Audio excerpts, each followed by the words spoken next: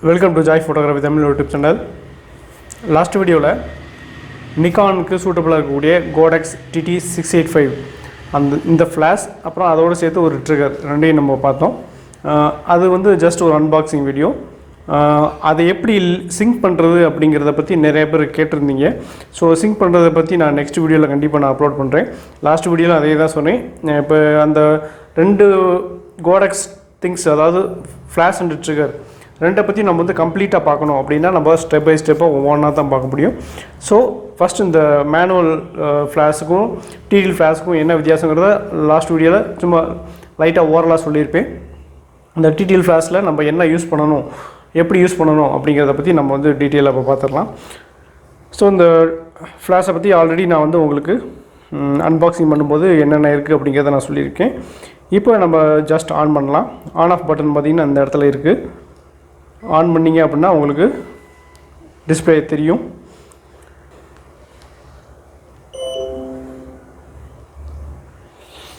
இப்படி red light தெரிஞ்சு அப்படின்னா உங்களுக்கு இப்போ பீப் சவுண்டு வந்துச்சு பார்த்தீங்களா, அந்த பீப் சவுண்டு கேட்டுச்சு அப்படின்னா உங்களுக்கு ஃப்ளாஷ் ஃபயர் ஆக ரெடியாக இருக்குது அப்படின்னு அர்த்தம்.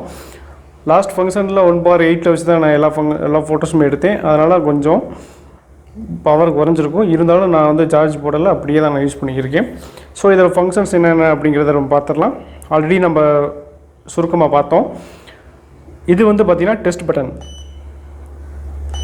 ஃப்ளாஷ் ஆகிறது உங்களுக்கு தெரியும். வீடியோவில் லைட்டாக ஒரு மாதிரி அந்த ப்ளீச் ஆகிறது தெரியும். ஸோ இது வந்து டெஸ்ட் பட்டன். அது மட்டும் இல்லாமல் பேட்ரி ரெடியாக இருக்குது, ஃப்ளாஷ் ஃபயர் ஆக ரெடியாக இருக்குது அப்படின்னா இந்த லைட் வந்து ரெட் கலரில் எரியும். இது ஆன் ஆஃப் பட்டன் இந்த இடத்துல இருக்குது நம்ம பார்த்தோம். அதுக்கப்புறம் பார்த்திங்கன்னா இந்த மோட் பட்டன். இந்த மோட் பட்டன் வந்து ப்ரெஸ் பண்ணிங்க அப்படின்னா மோடு சேஞ்ச் ஆகிறது உங்களுக்கு தெரியும். நான் ஆல்ரெடி உங்களுக்கு சொல்லியிருப்பேன். இது வந்து மேனுவல் மோட், அடுத்து ஆர்பிடி மோட், அடுத்து ஐடிடிஎல் மோட். அது இப்போ வந்து பேட்ரி லோவாகிடுச்சு. லோவானது இந்த மாதிரி இங்கே உங்களுக்கு பிளிங்க் ஆகிறது தெரியும்.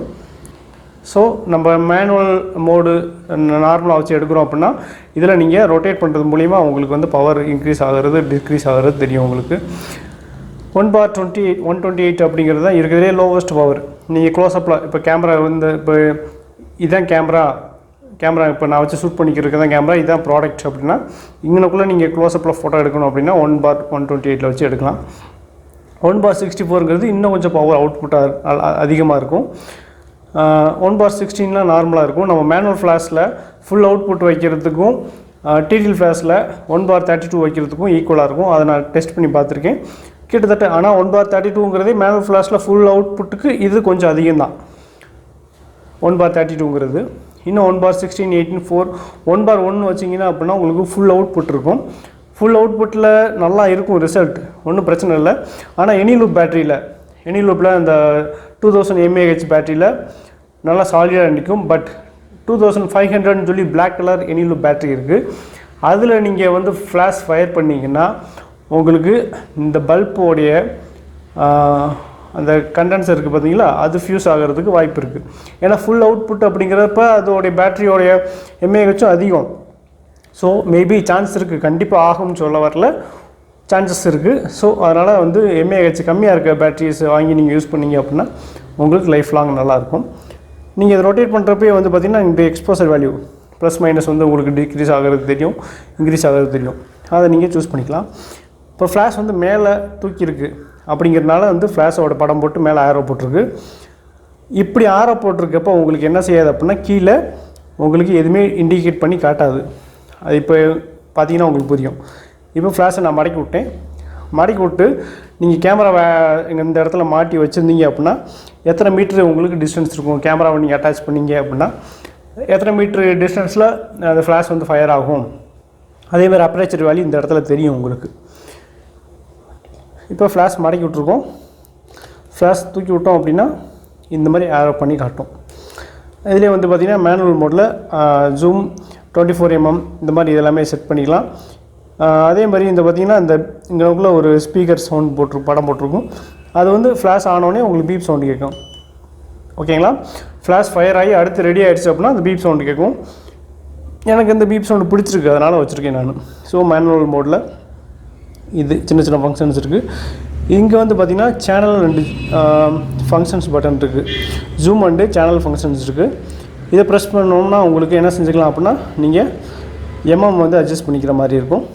லாங் ப்ரெஸ் பண்ணோம் அப்படின்னா உங்களுக்கு சேனல் மாற்றுற மாதிரி இருக்கும். அடுத்து ப்ளஸ் மைனஸ் அப்படின்னு போட்டு உங்களுக்கு எக்ஸ்போசர் வேல்யூ அப்புறம் அந்த பவரோடைய அவுட்புட்டை நீங்கள் இன்க்ரீஸ் பண்ணிக்கலாம், டிக்ரீஸ் பண்ணிக்கலாம். அந்த மாதிரி ஃபங்க்ஷன். இது சிங்க் பண்ணுற ஒரு ஆப்ஷன் இருக்குது. இந்த இடத்துல பார்த்திங்கன்னா சேஞ்ச் ஆகிறது தெரியும். S1 அப்படிங்கிறது நார்மலாக ஃப்ளாஷ் ஃபயர் ஆகிறது, ஹச் அப்படிங்கிறது HSS ஃப்ளாஷ்.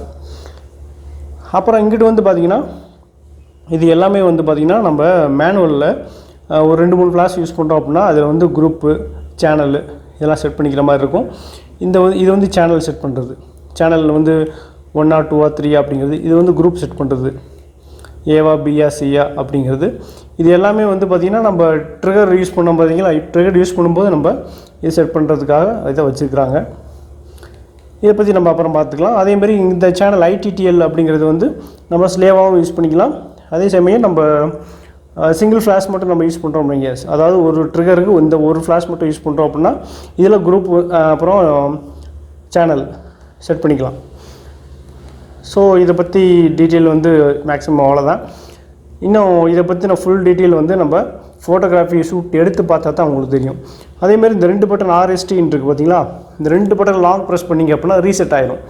இப்போ நான் வந்து இந்த ஃப்ளாஷ் யூஸ் பண்ணிக்கிருக்கேன், என் ஃப்ரெண்டு வாங்கிட்டு போகிறாரு, அவருடைய யூசேஜுக்கு ஏற்ற மாதிரி இதெல்லாம் செட் பண்ணி மாற்றி பண்ணணும் அப்படின்னா இந்த 2 பட்டனையும் லாங் ப்ரெஸ் பண்ணார் அப்படின்னா ரீசெட் ஆகிருக்கும். இதுதான் இந்த ஃப்ளாஷோடைய சின்ன ஃபங்க்ஷன். இப்போ நம்ம கேமரா மாட்டுறப்ப கேமரா மாட்டாமல் வந்து நம்ம இப்போ பார்த்துருக்கோம். கேமரா மாட்டினதுக்கப்புறம் இதில் நான் சொன்னேன்னா பார்த்தீங்களா, ஜூம் டிஸ்டன்ஸ் எவ்வளோ இருக்குது, அப்பரேச்சர் என்னென்ன அப்படி இருக்குது அப்படிங்கிறத பற்றி நம்ம இப்போ பார்த்துடலாம். ஸோ கேமராவில் ஃப்ளாஷை மாட்டியாச்சு. மாட்டினதுக்கப்புறம் பார்த்திங்கன்னா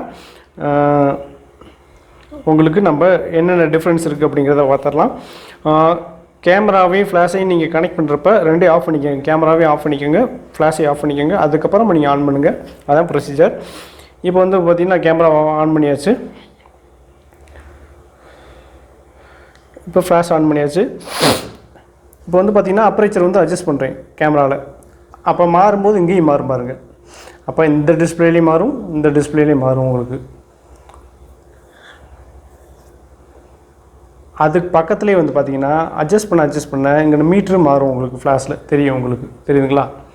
அப்போ ஃப்ளாஷ் நீங்கள் மேனுவல் ஃப்ளாஷில் ஒவ்வொரு தடவையும் ப்ளஸ் மைனஸ் மட்டும் தான் நீங்கள் அட்ஜஸ்ட் பண்ணுற மாதிரி இருக்கும். ஆனால் டிடிஎல் ஃப்ளாஷில் உங்களுக்கு அப்பரேச்சர் நீங்கள் மாற்றும் போதே இந்த இடத்துல உங்களுக்கு அப்பரேச்சர் டிஸ்பிளேலே இங்கேயும் தெரியும், இங்கேயும் தெரியும். அதே சமயம் இப்போ 4 மீட்டர் காட்டுறது. அப்போ 1/16 அப்பரேச்சர் 3.8 உங்களுக்கு என்ன செய்யும், 4 மீட்டர் வரைக்கும் இதோடைய ஃப்ளாஷ் அவுட்புட் போகும் அப்படின்னு அர்த்தம்.